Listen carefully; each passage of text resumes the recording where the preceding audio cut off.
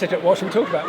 You did a fantastic talk that was hosted by GB Potatoes with yourself and the equally fantastic Professor David Hughes. Yeah, Doctor Food. Yes, I haven't seen him out and about for a while, and he was fantastic. Where it worked really well was that we had the nuances of the sector delivered from yourself, and then we had the flamboyance of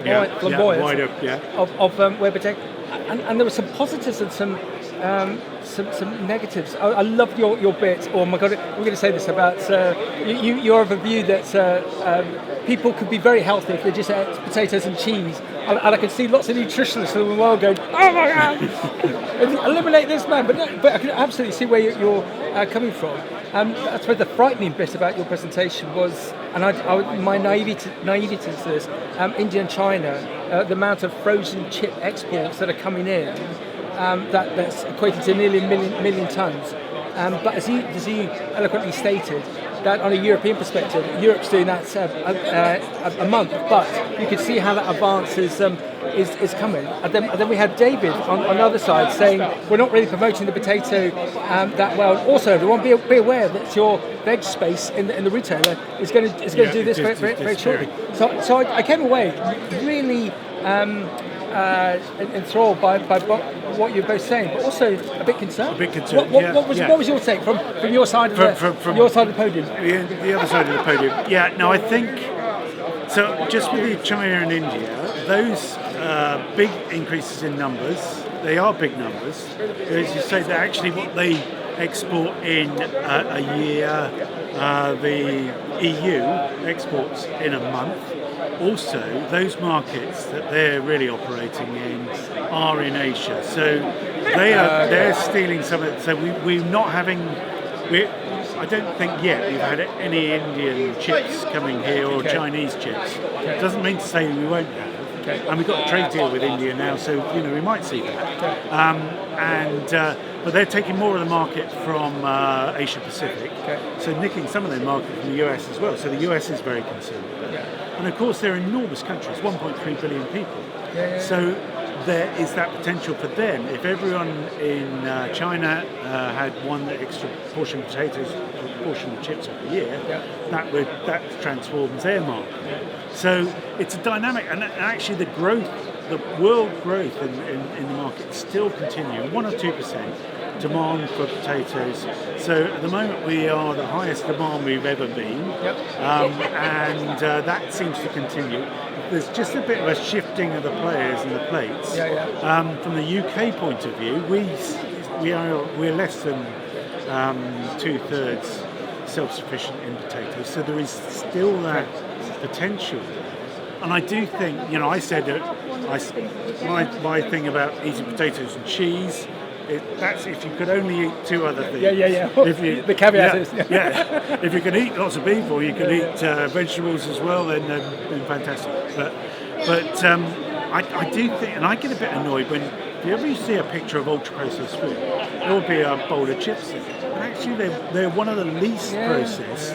They are just cut potatoes with a little and less oil and better for you oil on them.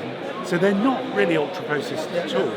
And as for potatoes, and if you use the raw potato or the whole potato, and we started mashing at home. We started mashing with the skin on because you've got that fibre in. Absolutely. And actually, if you look at a bag of potatoes, I'm trying to do it at the moment, is trying to reduce the sort of carbohydrate, but then looking at the carb versus protein and the fibre level, if you keep the skin on, that's really, really good for you. So there's lots of messages that we can be positive. And I think as we look at more and more people having Monjaro and all the anti-fat jabs, there is a potential there to do this more naturally. I'm always a great believer in if there's a big movement. So we had it with supermarkets, enormous supermarkets selling lots of food, and everyone went there, and everyone thought this is just going to change retail forever. But what it does, they're so big that they create quite big gaps. Yep. So in those gaps, in the last 20, 30 years, we've had farm shops, we've had farmers markets. Yep. All of those, there's a potential for that. So I think if we do that, and all the big food companies, they create big gaps as well. Yeah. So more local selling of produce and more focusing on the health and nutritional benefits. Because that's something that David Hughes, Professor David Hughes brought in. That you look at other products, whether it be blueberries or even cucumbers and boots, and we don't promote the health aspect. There's more potassium in a potato than there is in a banana. And there's more vitamin C than lots of other fruits and vegetables. And just segue that, said behind us we've got Greens of Sower. And I interviewed them earlier, and Cockerells, and they both said, when I said, what's the biggest speed bump for you in the next 5 years? We just want to sell more potatoes to the consumer. Yeah. And so it's like there's so much positivity in that room of all the farmers that say, we've got great stuff, we want to sell. We want to sell this. This is local, and from a food self-sufficiency point of view, and also from a climate change point of view, potatoes are so much better than a lot of other crops. So you take something like rice, it uses an awful lot less, you can produce an awful lot less, or an awful lot more from a per hectare than you can and use a lot less water doing it, a lot less land doing it. I've done some work that actually, if you look at the nutritional value per hectare of potato, even some potato crops, if you've got a good yield on your potato crops, you can do with more protein per hectare than a pulse crop, because even there's a higher percentage in a kilogram of pulses than there is potatoes. It's because of that yield, that yield thing. That potatoes yield so well that you get, as for the kilograms or micrograms of potassium. There's a lot of these things. I'm going to cross the line here. Veg Power, great campaign group, and currently they're doing a big campaign to promote pulses, which is great. But then the potato is there, and it just needs that. That, and so there are. But come on, let's be optimistic and positive. There is so much optimism in this hall today. And I'm a great fan of lots and lots of different. It's not just cheese and potato. A great fan of all these different foods. And actually, from the UK point of view, if we're producing more pulses, and then in the rotation you've got potatoes as well. You've got 10 years to grow different crops in a potato rotation. So we're growing more pulses as well. They're British.